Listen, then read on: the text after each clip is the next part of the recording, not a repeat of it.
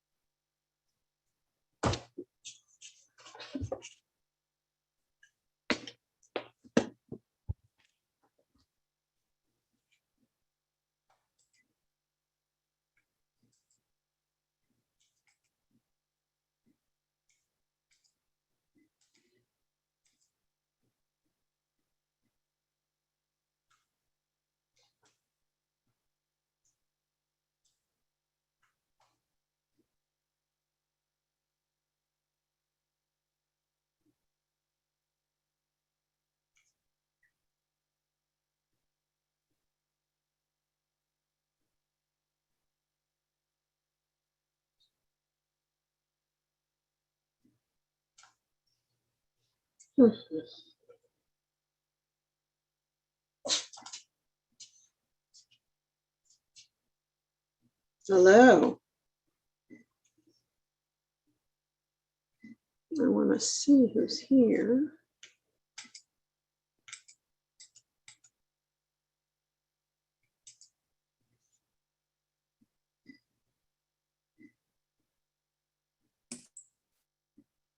I think you're able to unmute yourself. Jim, can you unmute yourself? Yeah. Oh, yeah. Okay. Wanted to hear you. Okay. Thank you. And can you see the slide that I'm putting on the screen? Yes. Wonderful. So we're ready to roll here. All right.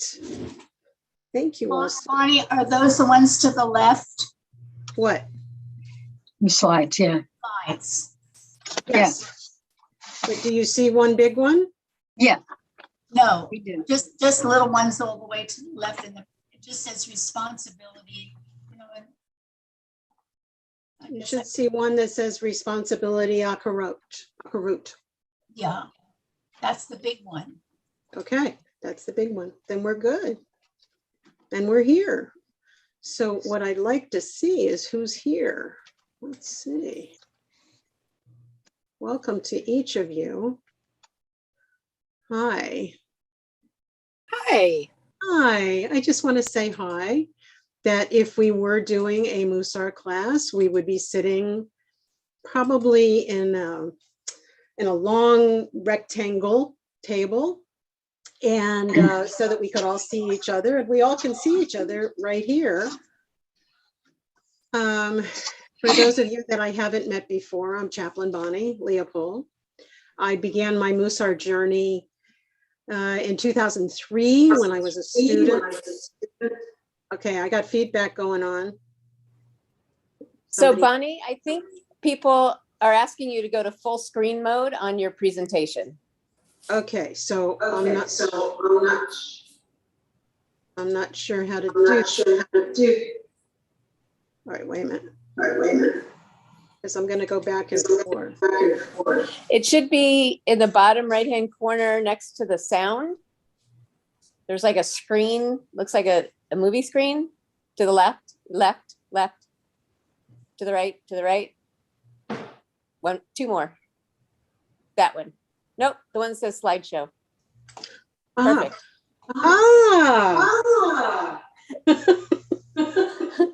There you go. Okay, back on mute. Thank you so much. But then how do I do this? Okay. So are we good? Yeah, usually it's the space bar or a right arrow that will get you to your next slide. Okay. And how can I stop the Or echo? maybe you're do you have more than one device on in your house? Because we're not hearing an echo, you are. Or Okay. I'm not hearing an echo. For someone who wants to comment, wants to come into this class, what is the, Oh, it looks like number? somebody else. I hear an Other people echo. are hearing. Yes. Yeah. It's really, yeah. All right, let me see what I can do here. Do you have your phone on too, Bonnie? Yes, but it's not here. Yeah, but it'll echo. If you've got two things on and it can hear it in any way, it'll echo. Okay, is that better? No. No. Let's try one more.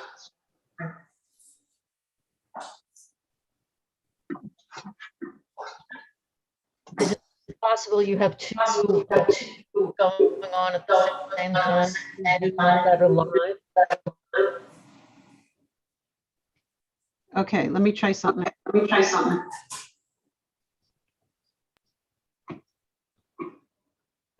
Hi. I'm having issues. Yeah, I'm gonna go out. I'm wondering, Bonnie, you might exit and then come back in. Say that again. Leave the meeting and come back. If Right. I leave and come back, I might not be able to post anymore. But you can fix it. Okay. All right. I'm gonna leave and then come back. Okay. You can't give me the Zoom link. And I'm trying. Okay. Just the number, just the IP. Right. The one you sent me was incorrect. All right. I gotta leave.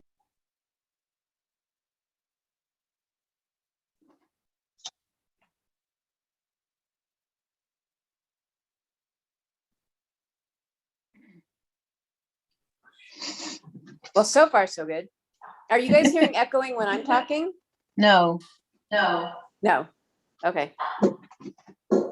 Bye, Linda. Yeah, I'm coming. Hi, everyone. Hi, Andrea. Hi. How come I hear echo? I hear echo. Oh dear. I am too. Me too. Because you guys are lucky. Linda, we're gonna hear your echo. Maybe we should go mute, maybe. Well, even when everybody was muted, it was still. Yeah. Yeah, that's what Kay is saying. I think the echo could come from any one of the people. Yeah, if somebody's on. That's what's going on. So you may just need to mute everybody, Bonnie. Yeah, I was gonna say that.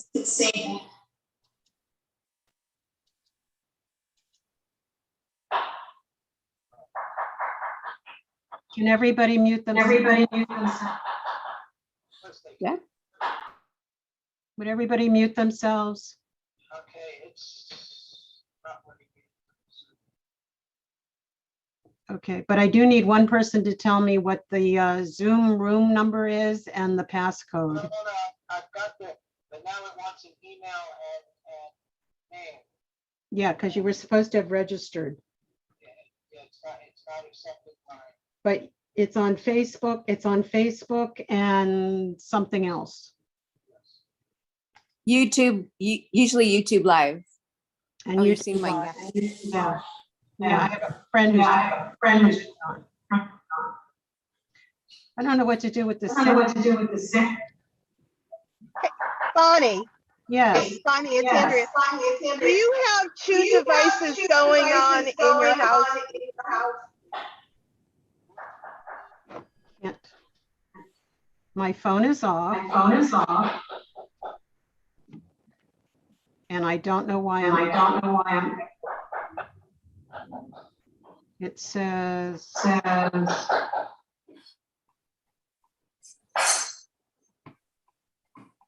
Is there anybody else in your house? Yeah, wait a second.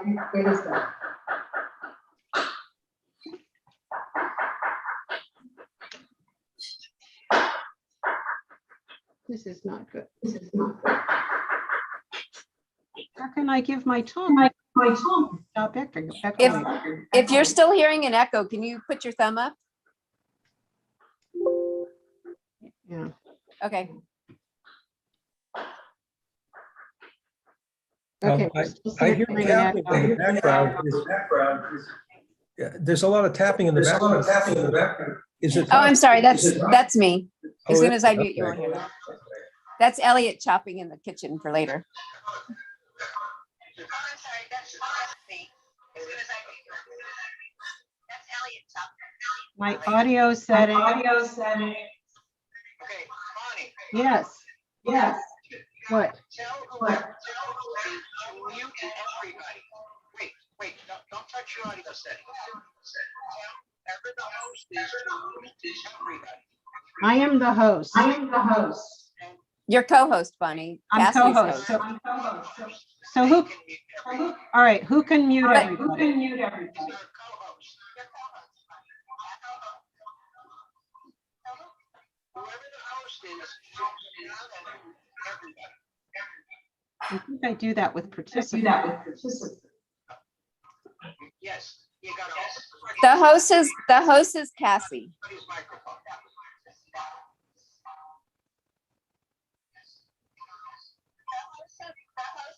You know, I still see live control on the screen. Is it possible that there's a microphone in the temple that's still on?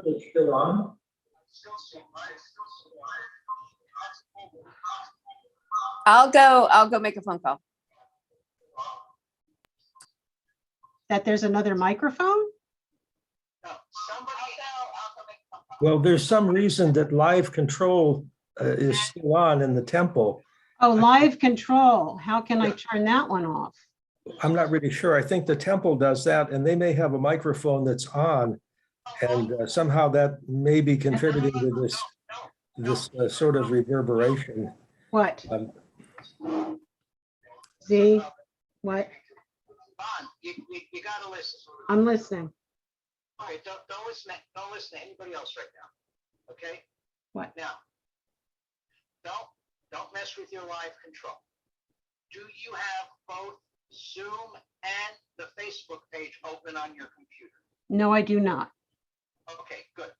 It sounds like somebody does. And you cannot have both the Zoom and the Facebook open. You have to mute. If somebody has both those pages open, they need to mute the Facebook page. All right, we think the echo's gone. I don't hear it anymore. Yes. The echo's gone. Okay, we're good now. We're good. Echo is gone. I don't hear it anymore. Yes, correct. That's correct. Okay. We're good now.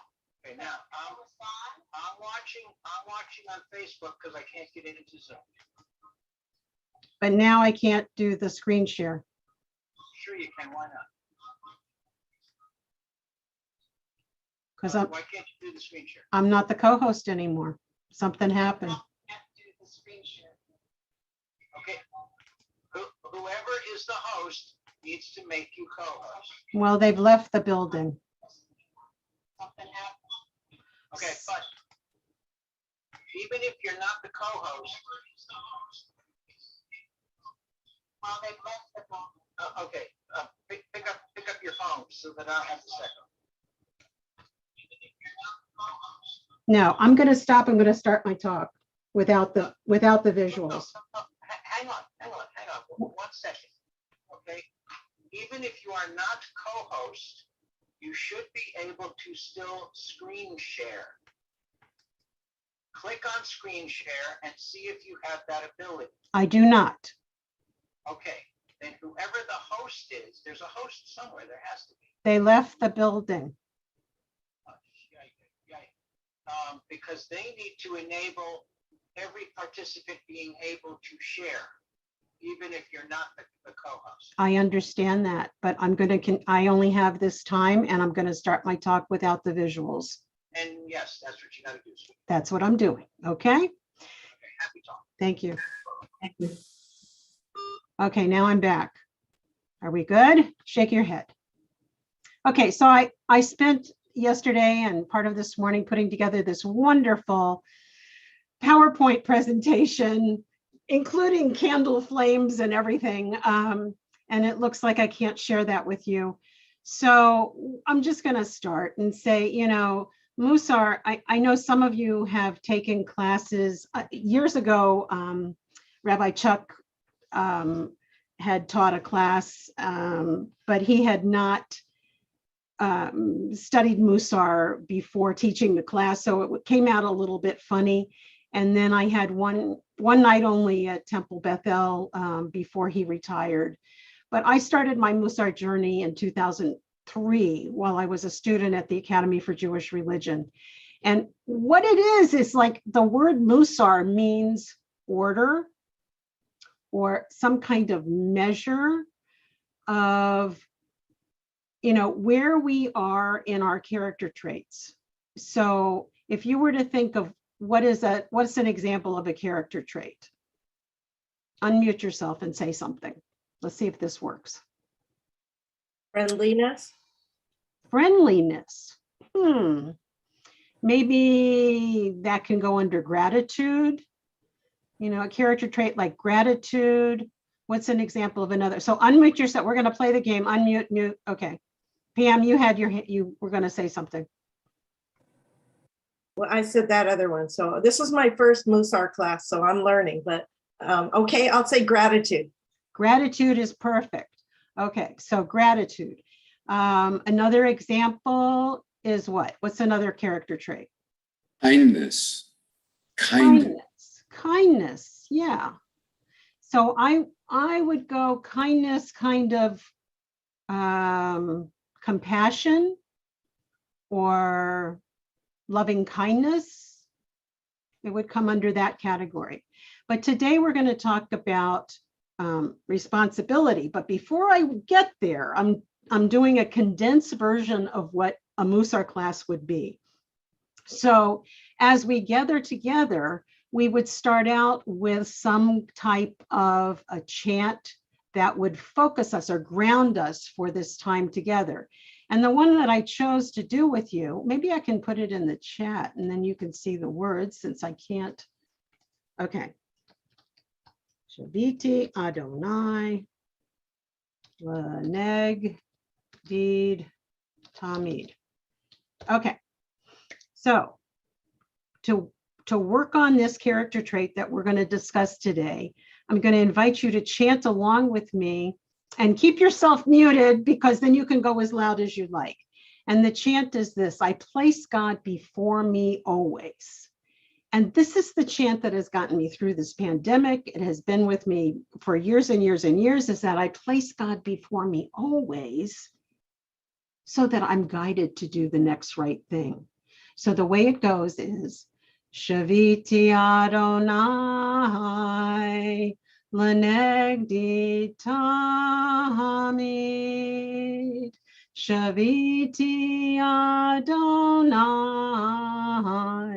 Lenegdi Tamid. It's I place God before me always. So this is our grounding chant to bring us together. Shaviti Adonai Lenegdi Tamid. Shaviti Adonai Lenegdi Tamid.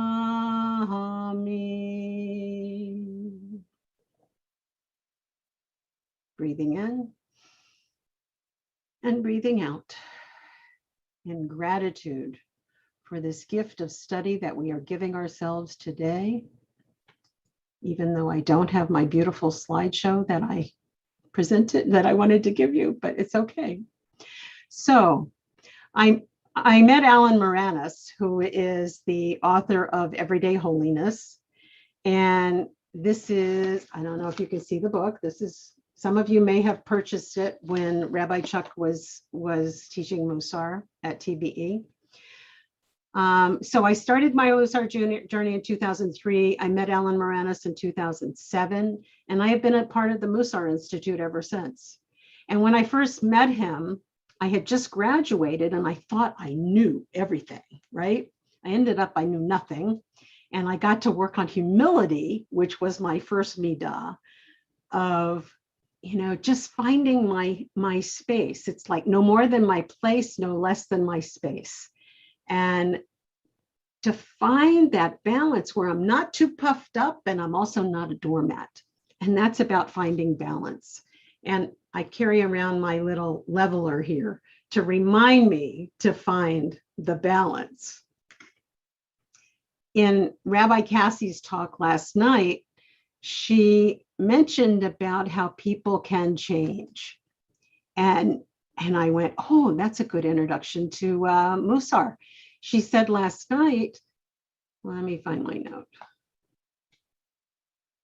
Let me back up a little bit. I'll get to that. But she mentioned about how Yom Kippur gives us the opportunity to do reflection and kind of an adjustment, and that people have the ability to change.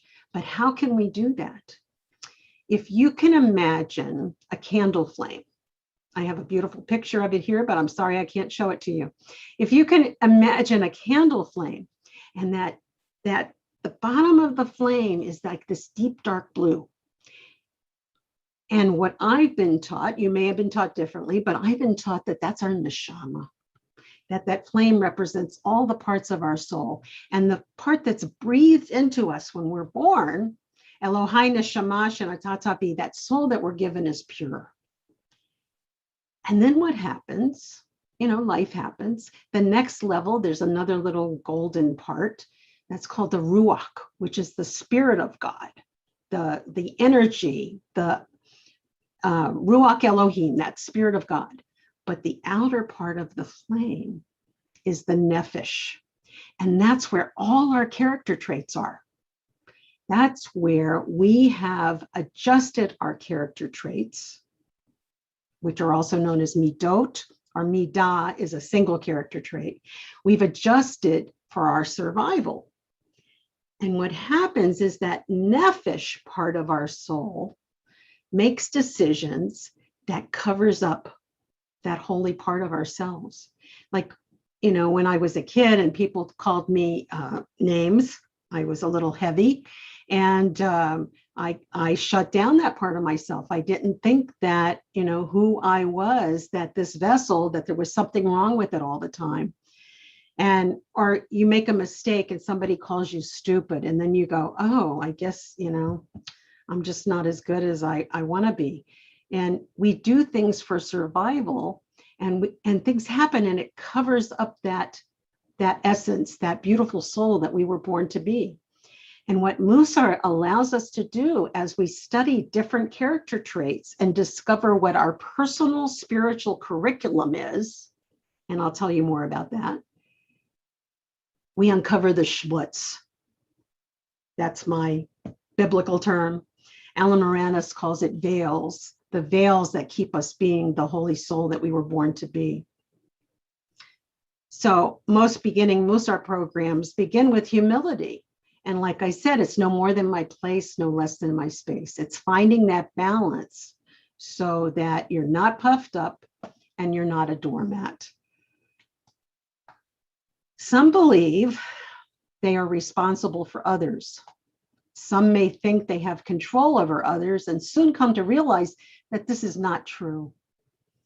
Maybe it's an obligation to take care of your younger children, you think. Pay your bills, work to get the funds to pay your bills, or is it a responsibility? Sometimes I struggle between what's responsibility and what's an obligation, because obligation sounds heavy to me, like that weight of the oxen carrying the yoke. Obligation feels heavy and dark. But if I can shift that around so that a responsibility is something that we are born to practice in our everyday life. According to Mussar principles, our personal spiritual advancement takes place not separate from, but rather right in the midst of our relationship with other people. Rabbi Israel Salanter himself, who stated that the foundation of a spiritual life lies between a person and his friend or her friend. To my knowledge, I'm quoting Alan Moranis, Mussar is unique among spiritual paths in handing us the challenge of making our human relationships into the primary focus for our spiritual efforts. Now let's sit with that for a moment. There are many spiritual paths for growth, for enlightenment, awareness, but Mussar is unique in that it has us using our interactions with other people as our training. We know that it's relatively easy to feel spiritually enlightened when we're sitting in synagogue or connected in community on Zoom. So then, we're at one, and I've been on silent retreats where I felt so at peace. And actually during the pandemic, I had moments where I felt really at peace and, connected with the God of my understanding.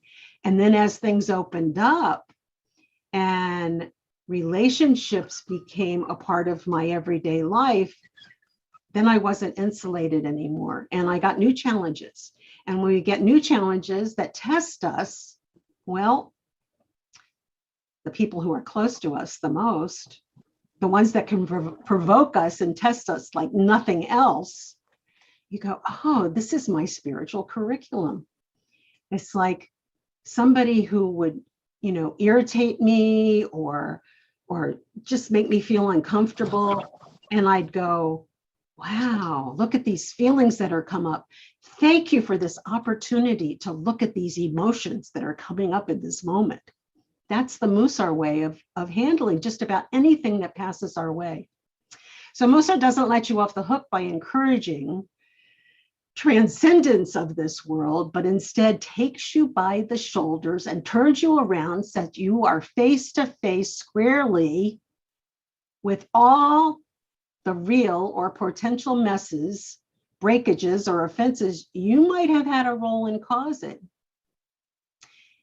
Alan Moranis teaches, if you made the mess, clean it up. Better still, foresee the mess and take responsibility before it happens. So there won't even be a mess for you to have to clean up afterwards. I said, when I began typing up this program, I set a glass of water right next to my table here, and I start to type. And then I remembered my phone is here, and I wanted to look up a word. So I go to touch the phone. I knock over the glass of water. The water's pouring down on the side of the table here. It's all over the floor. It's all over, the cushions by my bowls. And I sat here and I went, oh, thank you, God. This is responsibility. I can just let the water sit there, or I can go in the kitchen, get some dish towels and start to clean it up and, make a wise decision so that I can go on. So I ended up cleaning up the mess. That's just a little choice points of how am I going to be responsible in my everyday life. As Jews, we are responsible for so many things, but we can't take care of the other unless we take care of ourselves. And in many of the readings that we did today, it was all about what our obligation is, what is our responsibility. Oh, here I am with what Rabbi Kale said. So in her sermon last night, she reminded us that during the time of Rosh Hashanah and Yom Kippur, we take on the responsibility to make better choices for the new year. She also said everyone can change. And I wonder how many of you said, nope, I can't. This is just the way I am. I'm going on in my life with my attitude, with the way I am.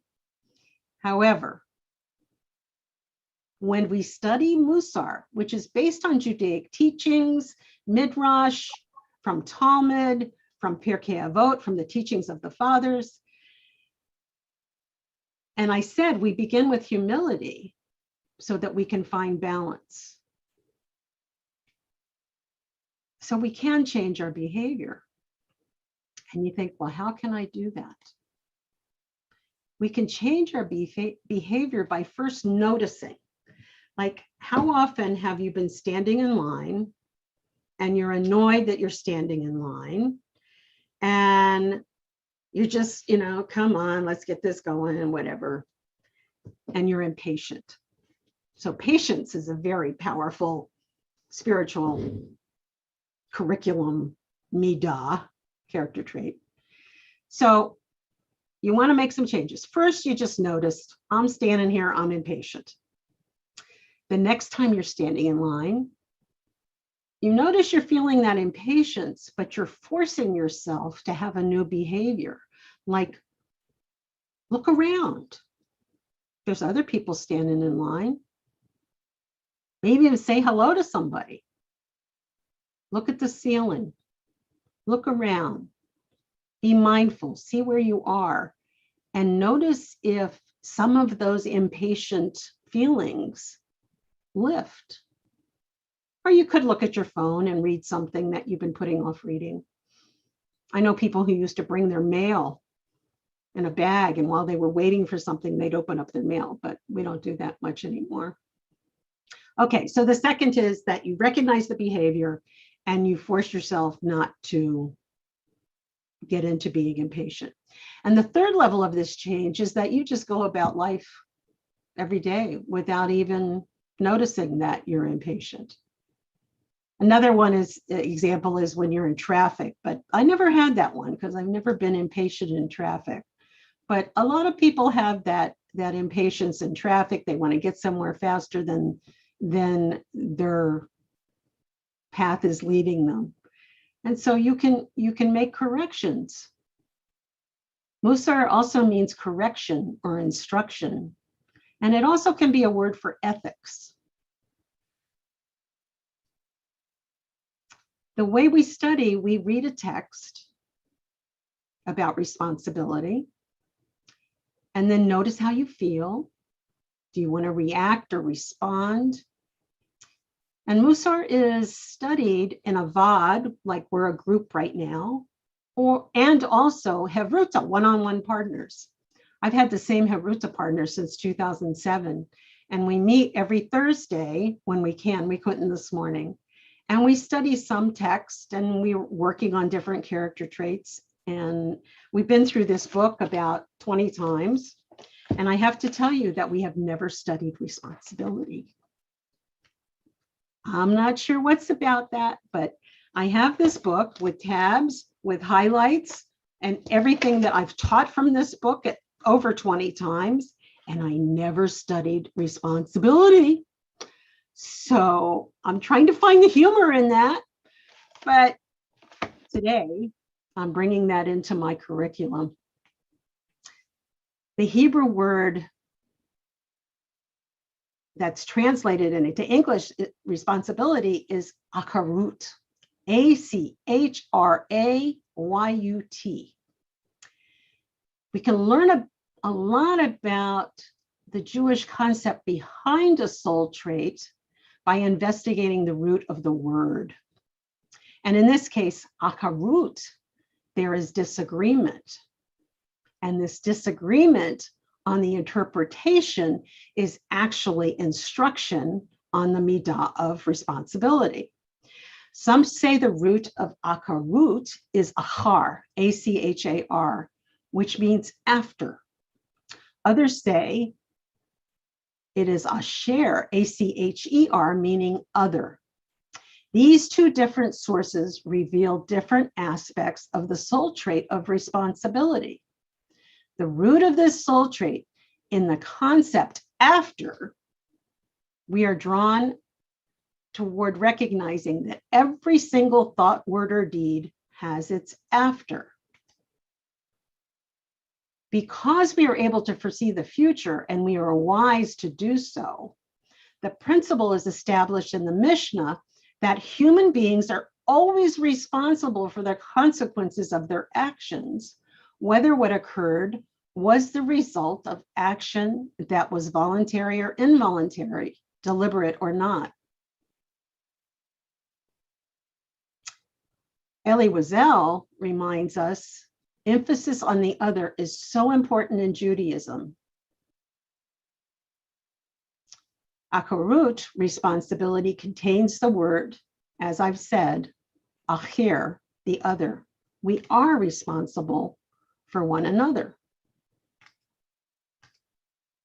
I wish, let's see.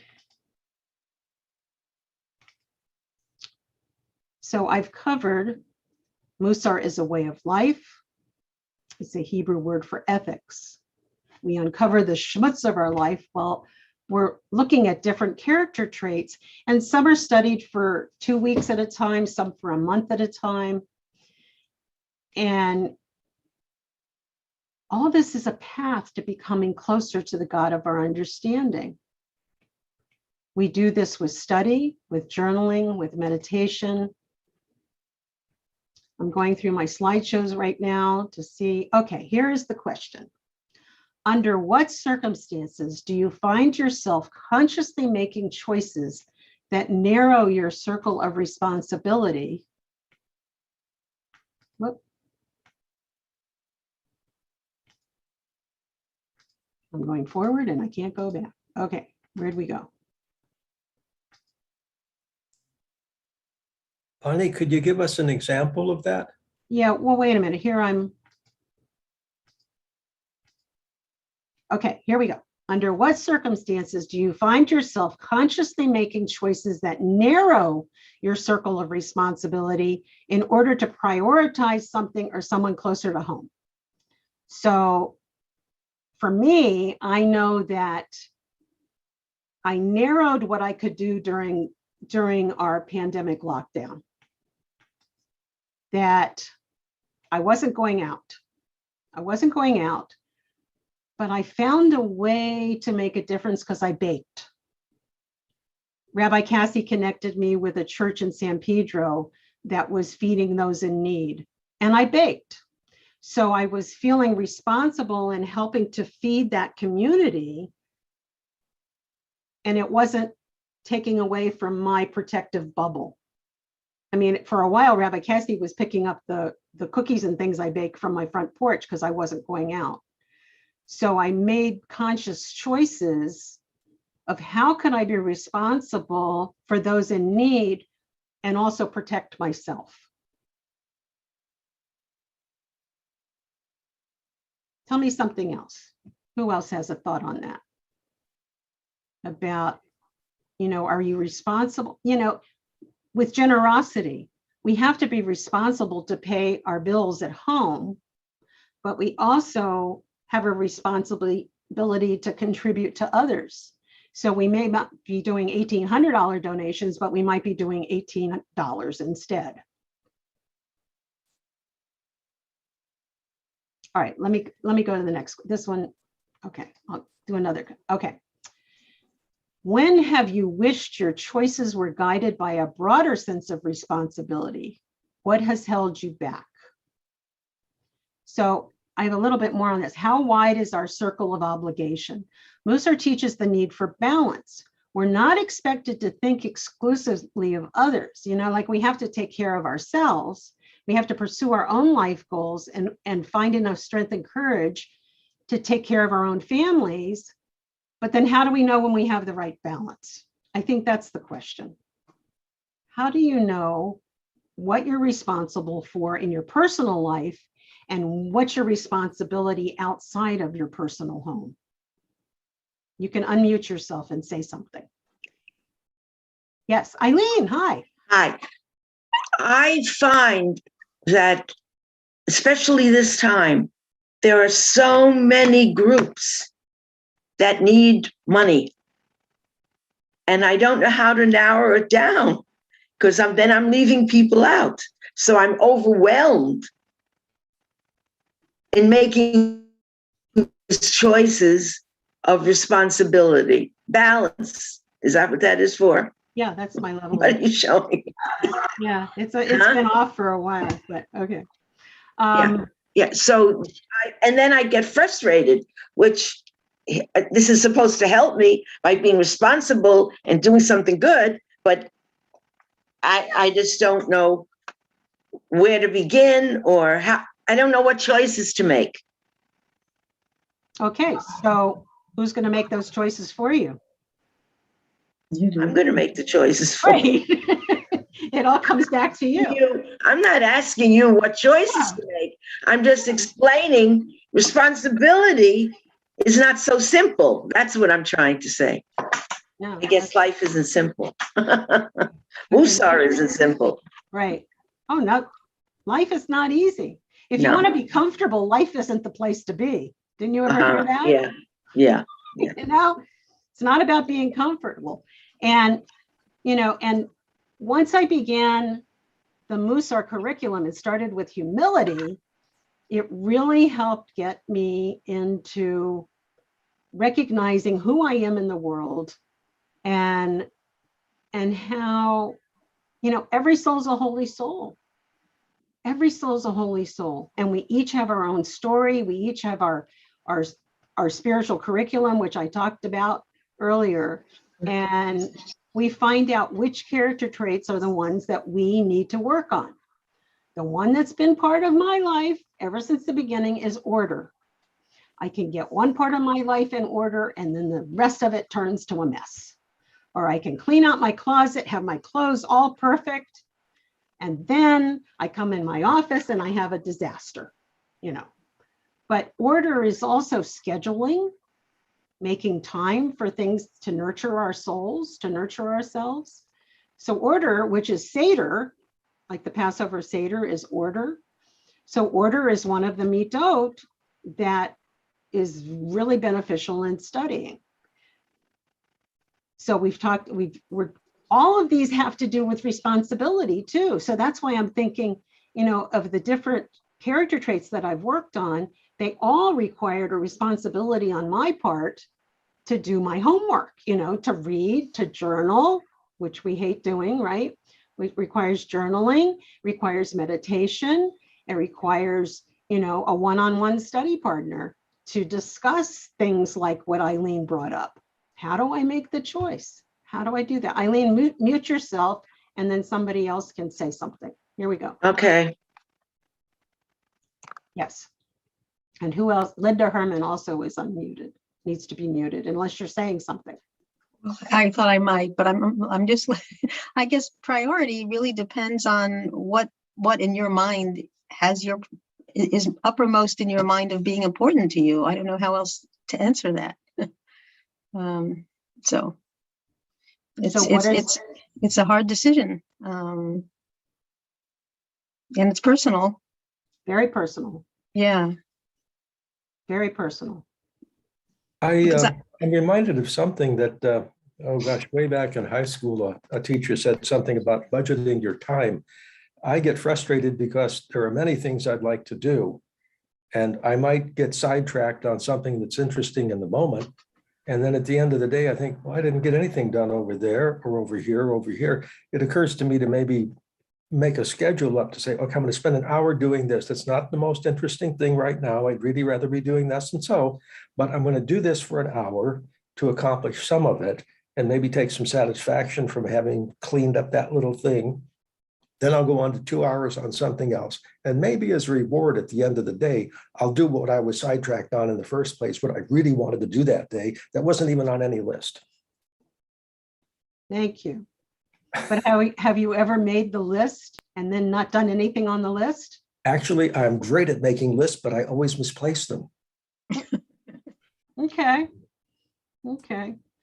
So as we work on these different character traits over time, and I've done the same ones over and over and over again, and every time I look in this book, I see something that I never saw before. It's kind of like Torah, that we read the Torah portion, you know, week by week and year after year. And I go, I never heard that before. Well, it's always been there. I just wasn't open to receive it at that time.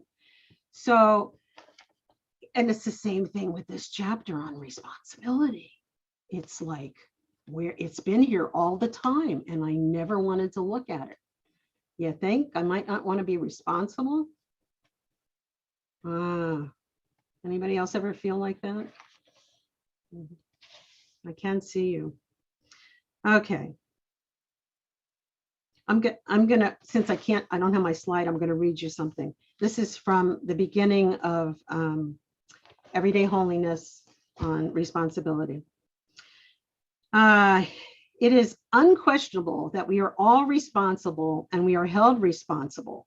Rob a bank, be indifferent in a relationship, or just sink into laziness, and you can count on there being consequences because it is a fact of life that you are responsible. Even if you happen to get away with it, there is your conscience to contend with. Some of us have very lively consciences that prick us over every little misdemeanor, while others seem to be quite content to evade, deny, and rationalize.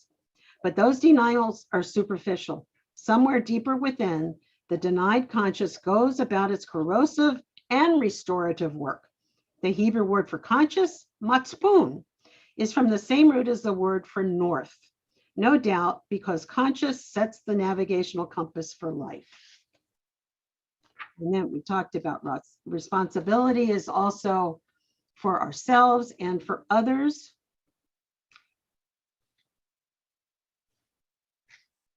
And, you know, we don't want to be too righteous in our responsibility, but it's again about finding balance. We have resistance to responsibility. And that could be why I never wanted to read this chapter.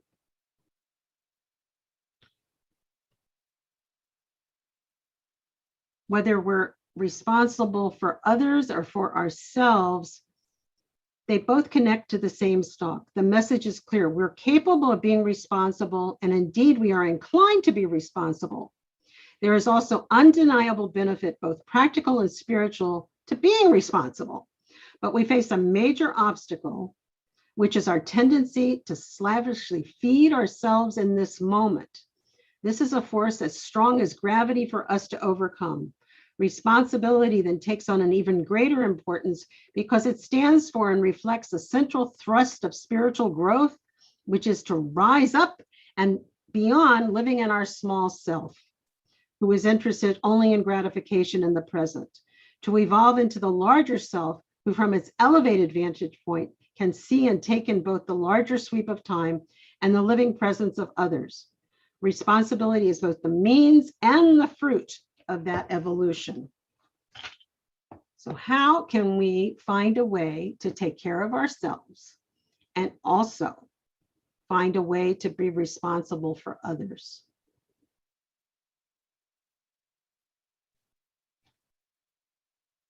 Raise your hand. You can unmute yourself.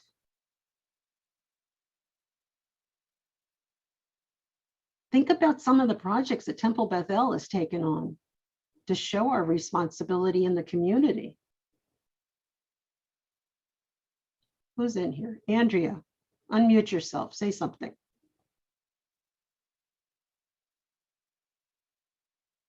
She said no.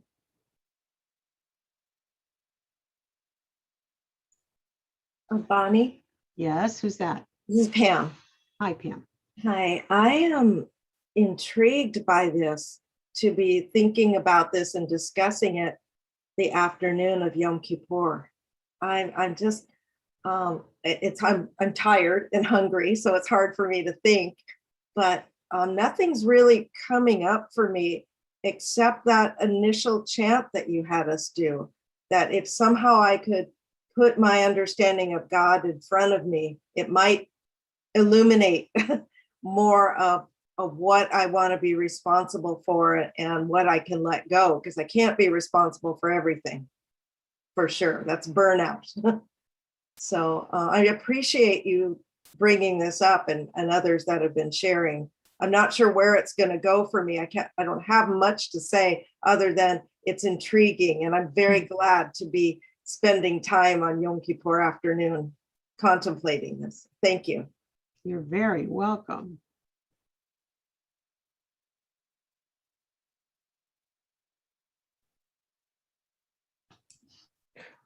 Something that occurs to me, I don't quite know if I'm going to say this in a very clear way. Let me give you an example. I used to work in Chicago on one side of the loop, and on the other side was the commuter train. So it'd be about a mile walk from the train to the office and then back again at the end of the day. And invariably, even in bad weather, I would run into people who are asking for a handout. And I would think, well, do you expect me to take my wallet out in this crowd, fumble with it? And I thought, well, this is kind of unreasonable. And then I started thinking more about it. And I thought, it's not very comfortable standing out there in the cold. And this guy looks like he's kind of needs some help. I mean, bad teeth or something, not dressed up very warm. And so I thought, I've been kind of wrong in this. I mean, I know I'm going to run into people who need some help, and a few dollars isn't any big deal to me. So I thought, okay, well, I'll keep a few dollars in my pocket. And now I'm ready. And when I encounter somebody, I can say hello and say, hey, here's a little help. And then I found out that it wasn't even the money so much, for some people anyway, as the fact that you acknowledge they're there and you say something. In fact, one person that I saw sitting there, he had in a wheelchair and he sat in front of some very fancy men's club where a lot of well-to-do attorneys and people downtown would be going in there, all ignoring him. And he had a little sign saying, "Vet needs help." So I talked to him for a while and I gave him $5. And as I was walking away, he says, "Hey, wait a minute. It isn't just the money. You're the first person who even talked to me today." And I thought, how would you feel if you sat there and perhaps you really needed some help and everybody ignores you like you don't exist? So then I started having some fun with it, actually. And it got to be kind of fun because as I would walk back and forth, I would take a dollar bill or a $5 bill, whatever, and I would roll it up into a little tube and stick it in my hand. And then I would walk up to somebody. I would walk up to them if they had a cup out or something, and I'd look in the cup and I'd say, "Hey, there's no green stuff in there. There's only some change." And the guy would say, "Yeah, I know. Nobody's giving me a bill today." And I could tell you why. And they go, "Why?" And I'd reach over like this and I'd pull this thing out of my hand on their collar. And I'd say, "Of course, you get this hanging on your collar. They think you're rich." And then I put it into the cup. And they laughed at it. And I thought, well, it's kind of nice. I mean, it's nice to laugh rather than not. And I got a chuckle out of it too. And then even years later, when I visited, I'd still see some of these people. And they would wonder what I was going to pull out of their collar today. I don't know. It brightened my day. And I think it brightened the days of some other people. And in a way, it's not the biggest thing in the world, but it was really not much of a thing for me to do to realize that slice of time that otherwise I would have just been looking at my walking feet and thinking about something else. I was interacting with somebody and we were both better off for it. So maybe there's ways you can use time that you otherwise don't even think is productive for anything. Yeah. Jim, you mentioned several character traits, several midot, in what you did, not just in responsibility, but there was generosity in that you were willing to give to someone, compassion and loving kindness to this person that was on the street. And it reminded me of when I was first working on the trait of generosity, and I was driving to school, and there was always somebody at the end of the freeway with the cup, right? And so what I did was $1 a day. $1 a day. I would have it in my car, and when I first saw the person, I would hand them the dollar, and they would bless me. They'd go, "Thank you," and I'd say, "Bless you. Have a blessed day," and they would go, "Oh, bless you, bless you." And so that exchange, so many people are afraid to give to someone who is in need. I don't know if I can say homeless anymore, but afraid to get, because I remember having this discussion, because what are they going to do with it? Are they going to buy drugs? But the Jewish way of thinking, our teachings tell us that we give. What that person does with it is up to them. Unhoused is the correct term. Thank you. Unhoused. So what they do with what we give them is up to them. But our task is to give to those in need. So Jim, you mentioned many character traits in that. And what happens is that when we do this study, when we study different character traits to figure out the ones that are our personal spiritual curriculum, we find out how they overlap. You say, oh, this week I'm working on compassion, but what happened that it turned around that I ended up having to have a lot of patience with this person in order to show the compassion that I had for them. And you go, but wait a minute, I'm working on this one. No, they all overlap. They all overlap. Who else is there without their picture on that wants to share something? And doesn't want to be called on.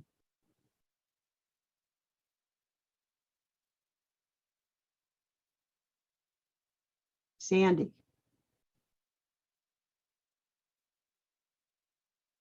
Unmute.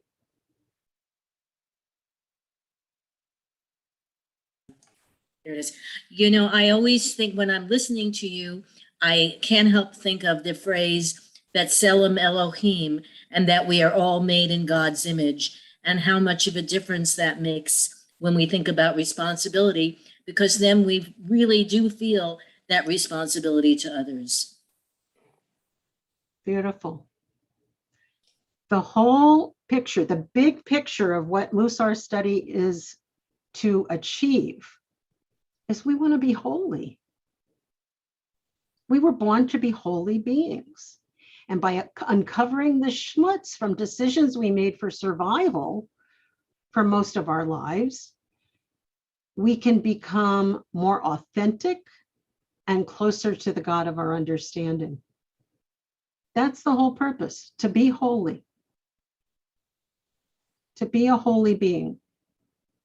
And it's through this journey of the map of our inner life that gives us an opportunity to reach that place. We're never done. I remember at a retreat with Alan Moranis and sitting there, and I can't even remember which Midah we were talking about. And I said, God, there's always more work to do. I said, when are we ever done? And guess what the answer was? In the world to come. In the world to come, whatever that is, whatever that is. What my intention is, and what my offering to Temple Bethel is that through sisterhood, I think is in the works of having a Mussar program, and we'll do it over 12 weeks, meeting every other week. I'm not sure of the schedule yet. I'm waiting to hear, but we'll be discussing humility, patience, gratitude, compassion, 1, 2, 3, 4, order, and equanimity. To reach a place of equanimity is that balance. And I think that goes with every character trait, that we don't want to get too far off the mark. And what Mussar teaches us is we're shortening the distance. Let's see if I can get this right. Between the spark and the fuse. Is that what's on a stick of dynamite? Is there's the fuse, the string, and then who knows about sticks of dynamite? Anyway, it's shortening the distance from reacting in anger or responding with compassion. And that the goal of Mussar is to find that balance so that we don't react impulsively, that we find a way to pause. I used to have the song in my head, the Supremes, they'd say, stop in the name of love. You know, so when something crazy was going on and I'd go, stop in the name of love. And I put that up. Does anybody still remember who the Supremes are? I don't know. But I still use that example, that just stop and pause and then go, oh, I'm feeling really uncomfortable. How can I express this discomfort in a way that's not attacking? Thank you, Pam. Mention the importance in the pause. Pam says, Rabbi mentioned pause either today or last night. Yeah, it's important to pause, reassess, and then go on. Bonnie, I'm wondering, since you didn't get a chance to post your slides, is there any way that we might be able to see them if you could put them somewhere where we could get them? I will ask Elon or Rabbi. Yeah, Okay. they're really nice. I worked really hard on them, but I can't share them with you. I don't know why, but let's see if there was one more question I had for discussion. We talked about how do we know when that balance is right? Let's see.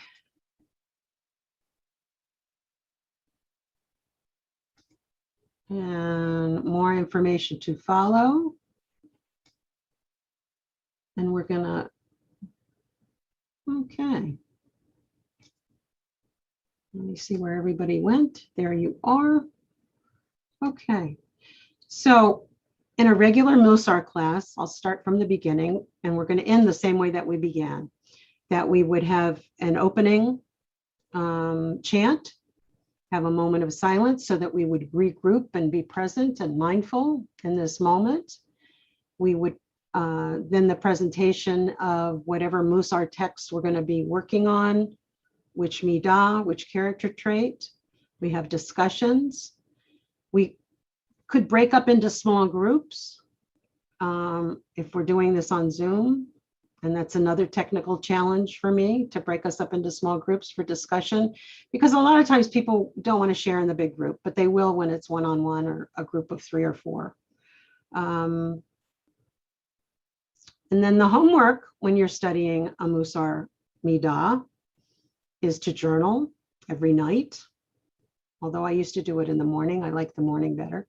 But at night, it's kind of like doing the Heshbon HaNefesh that we do in preparation for the high holidays, is that we review our behavior of the day. How was I a good person? Where did I miss the mark? Where could I have done something differently? How could I have handled this situation in a more mindful way? And so you write that and you put it away, and then you go to sleep and you wake up in the next day. And I used to have little Post-its. I would hand little cards out to my students. You know, we're working on patience. So put those little notes in your car, on your bathroom mirror, you know, wherever you are, or at your computer station, wherever you are.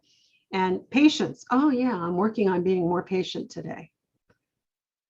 And that's how change can happen. So I hope to see some of you in the future in a Mussar class at TBE, or do it on Zoom. It's an opportunity of growth together as community and as an individual. And I welcome any questions you might have right now before we close.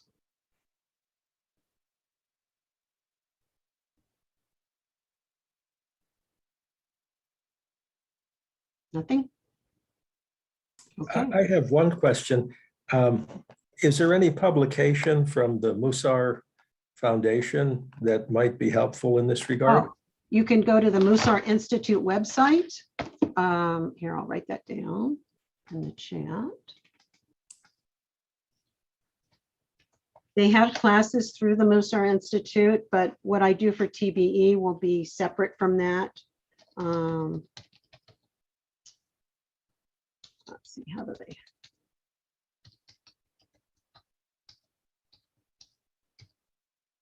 I think it's .org. I think that's it. Or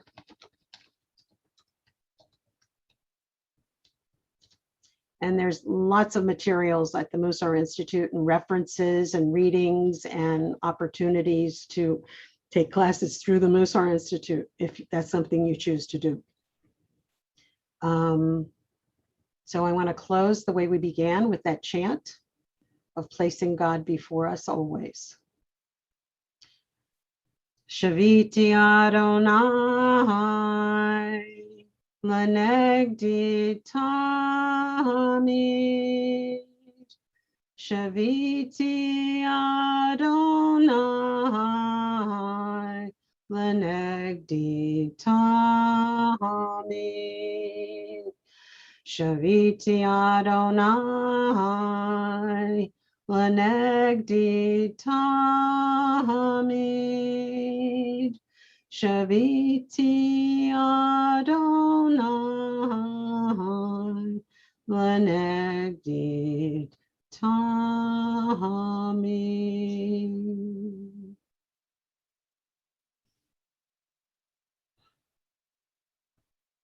May you continue this day with an easy fast. May you be inscribed in the book of life. And thank you for spending this time with me. I feel honored to have shared this part of my life with you. Thank you. Any blessings. Thank you so much. Thank you very Thank much. you, Bonnie. Thank you. Bonnie. Thank you very much. Thank you. Thank you, Bonnie. You're welcome, Eileen. Okay. No, leave everything alone. Don't touch anything. Put that down. Okay, the Shermans are going to mute. Yes. Yes, and then we meet back at what time? I think it's 5. 5 o'clock? Okay. Come back in at 5 o'clock. Thank you. What is at 5 o'clock? I thought it was at 7, actually. No. We have a Yisker and we have, but you could be right.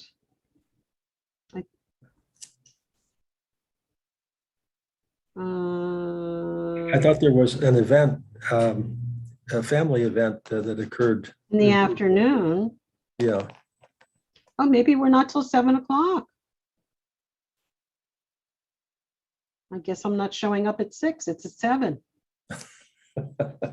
So we're on a break. We could just hang out here for as long as you want, you know?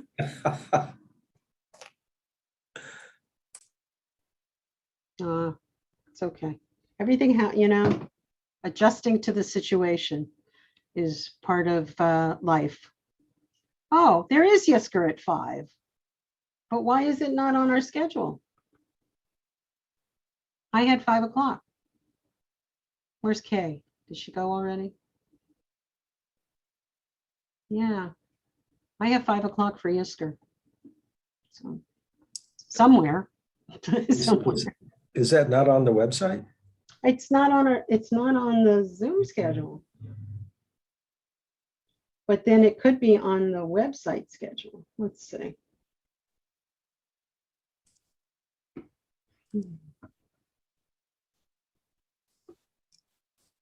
Hello. Shawnee. It's Carrie.